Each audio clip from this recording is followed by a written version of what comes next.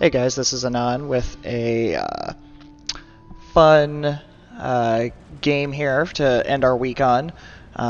Running solo in my E100 and pull Canal. The E100 isn't a tank I drive very often because it just doesn't really fit my playstyle, so it's not something I necessarily pull out of the garage very often, but for whatever reason I decided to run 5 or 6 games in it yesterday. So we're starting off here and going to completely turn around to go into that southern corner as you do. I know some people are starting to switch and go towards the cap side, that north side, now that the cap circle has moved, but I am not on that bandwagon. I still prefer this corner, so going to head that way and kind of see what happens. You can make fun of me all you want, but yes, I instantly load heat in this tank. This gun trolls me probably more than any other gun in the game, and since I don't run it very often and it's tier 10, I am not afraid to sling some heat in it and spam. It's really the only tank I spam premium ammo in, but I do it in this tank, so I'm going to address that right now and just move on. Alright, so we already have a couple tanks starting to pop up. I am negging this Tiger 2 that decided to YOLO on the north side. That wasn't very smart, and there's really nothing we can do for him at this point anyway. So instead we're going to pop up over the hill and start to ruin the day on these mediums since we have all the heavies that came this way. Our mediums had rushed out ahead, but they did a good job of backing off and not just YOLOing out and dying. They may not have a lot of health left, but they still didn't get themselves killed. So switch to AP here just because there's a lot of soft targets.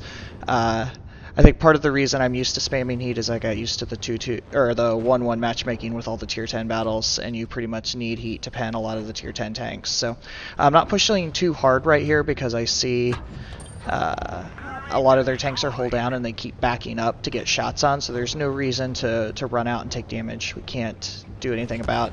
Right as I see on the mini-map that 2 tanks popped up behind me, they start to shoot me from behind, so that's why I go ahead and scoot forward now. Plus now we also know where all the red tanks are, so there's nothing that's going to surprise me.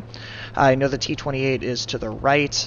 There's something in town. I think that was a defender, so it lets me roll right around the corner here and start to shoot. Got a little bit of RNG with that HE shell because the back of the American tanks are so weak. I was hoping to one-shot him with what was left, but unfortunately couldn't do that. So instead, kind of get a nice spin and still take that patent out.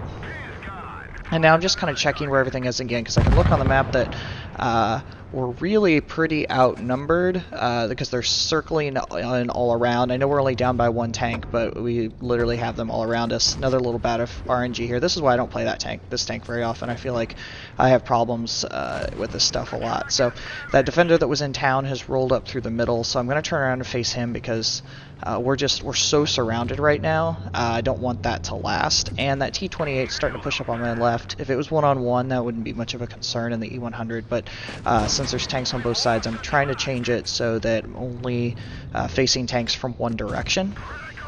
Like even here, as he starts to back down the hill, the T-28 I can see on the minimap is really pushing behind me. That's why I swing up to this left side of the hill just a little bit, because I don't want him to get free shots behind me.